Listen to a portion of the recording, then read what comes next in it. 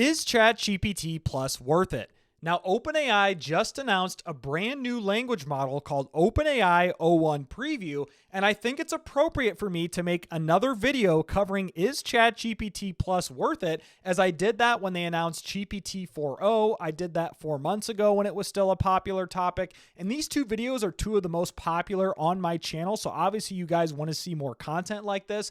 So in this video, I'm going to be giving you an updated answer on is ChatGPT Plus worth it, explaining the details of what you get, and also explain some good alternatives that you can use right now. So be sure to stick around to the very end.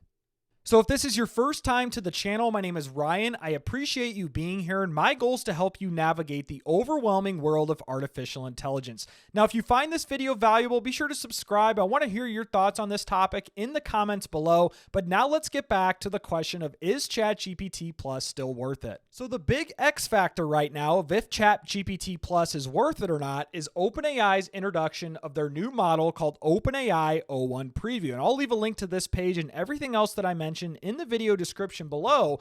But the important part here is if you come down, it says ChatGPT Plus and team users will be able to access o1 models in ChatGPT starting today.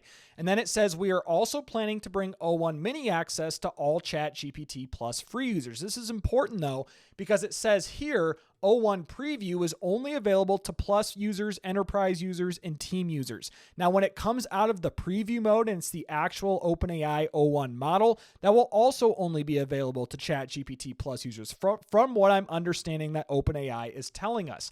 Now, you also get access to everything on the free plan. A lot of similar stuff here from my previous videos on ChatGPT Plus. You get access to all the other GPT-4 models, GPT 4.0, mini, traditional GPT-4.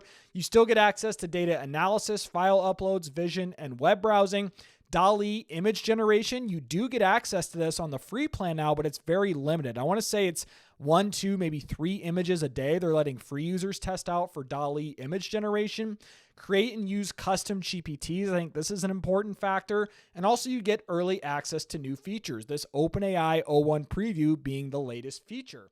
Now, if you're unfamiliar with this new o1-preview model, I would suggest coming to my website at AIinsidertips.com. Our team did a good job of putting together this blog post where we even found some benchmark data comparing o1-preview to humans on a PhD level science exam, how it outperforms GPT 4.0 in coding and math, et cetera, et cetera. I would also suggest looking at OpenAI's page on OpenAI o1-preview. They have some really good video demos here on genetics, econ. There was one about a video game I saw, I think it was on their Twitter account, where some guy generated this like complex video game using OpenAI o1 in a matter of minutes. And this wasn't just like Pong or Snake or Space Invaders. This was like some pretty crazy video game. I'll have to find that and leave that in the description below as well.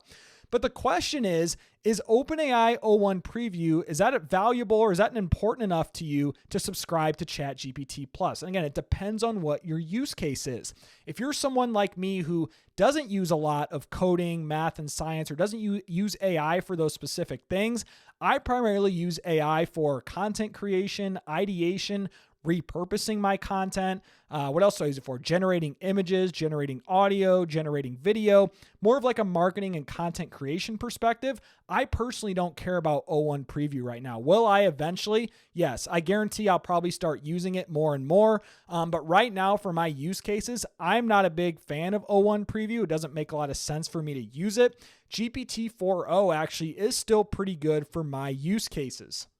So with that being said, I do pay for ChatGPT Plus. I have for over a year now, and it is worth it to me, not because of o1-preview. I could care less about that right now, but really for 3 reasons, right? I said I own a marketing agency, so I'm a marketer and a content creator. Really, there are 3 reasons why ChatGPT Plus is worth it to me. Number 1 are these custom GPTs. I use custom GPTs every day, whether it's for optimizing my podcast episodes, my YouTube videos. What else do I use? I use some for marketing clients. I have an AI bot where I used to clone myself to create outputs that sound like me for blog posts, for LinkedIn posts, for potential YouTube hooks, for YouTube ideas, PR questions from reporters, right? All of these different tasks where I rely on custom GPTs, I could not do that on the free plan of ChatGPT. Another reason here are higher usage limits. I do use ChatGPT every single day. Sometimes I use it more one day than I do in another day, but regardless, on Plus, you get up to 5x more messages for GPT-4o, and that is a big deal to me, especially if you're generating images with DALLE. That can go really quickly. There's been times where I've generated, I think, 5 images, maybe 6 or 7 in a row, and it said I was cut out on usage limits. So if you're doing something like generating images with DALLE, you're going to run out of messages for GPT-4o extremely quick. And that is a big deal in my opinion. And on the topic of DALLE image generation, if you do find yourself generating images inside ChatGPT, whether it's for ads on social media, for YouTube thumbnails, I actually use it a lot for images for my social media posts on LinkedIn and Twitter. I just think it adds more engagement. It adds more creativity to my content on social media. So I do use it a lot for that. So I just think that's another factor to consider as well. So in my use case, ChatGPT Plus is worth it to me. Now, if you don't want to pay for ChatGPT Plus, I'm going to quickly run through some alternatives that you can use just to give you an idea of what else is out there. And a lot of these are similar to my other videos I did on ChatGPT Plus if you've seen those in the past. And the best alternative right now, in my opinion, is Claude. Even Claude's free plan. You can access Claude 3.5 Sonnet for free, which is one of the best AI models out there right now. But again, you are limited on usage. You get 5x more messages on the Claude Pro plan versus the free plan. I actually do have Claude Pro and ChatGPT Plus. I use both of them to compare outputs in a lot of given scenarios. I use Claude Pro a lot for Claude projects. This is Claude's version of custom GPTs, essentially. And I've just become a huge fan of Claude.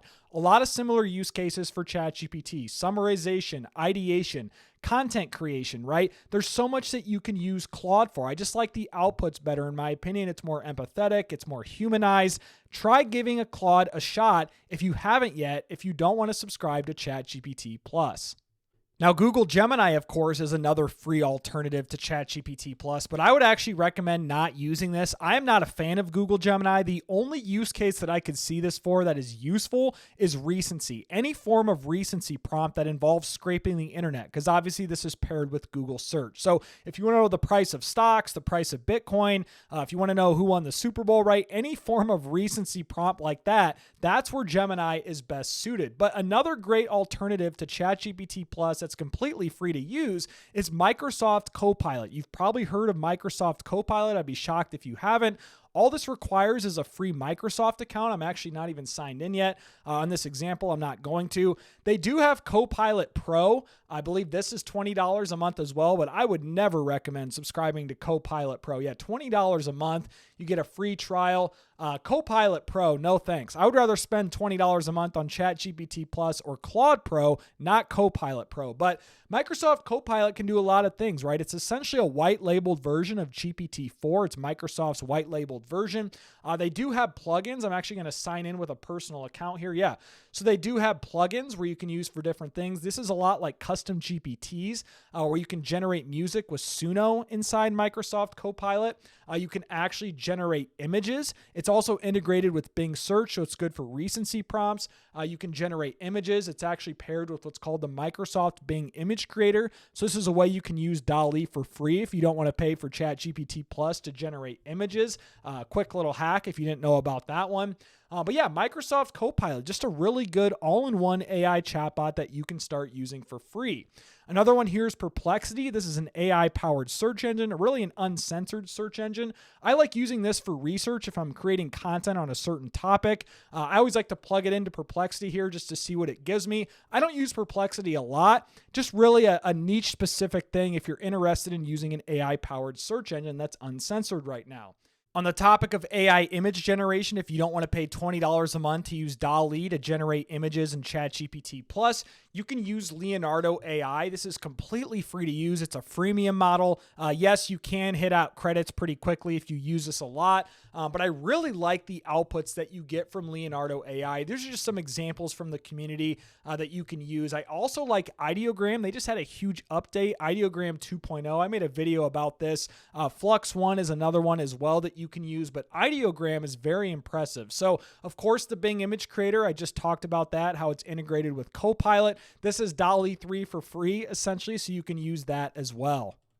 So just to wrap this video up on the question of is ChatGPT Plus worth it after OpenAI's announcement of their o1-preview model? And for me, it depends on one thing, your use case. If you're using ChatGPT every single day for marketing purposes, content creation purposes, coding purposes, things of that nature, if you're using it every single day, I would recommend investing $20 a month into this tool.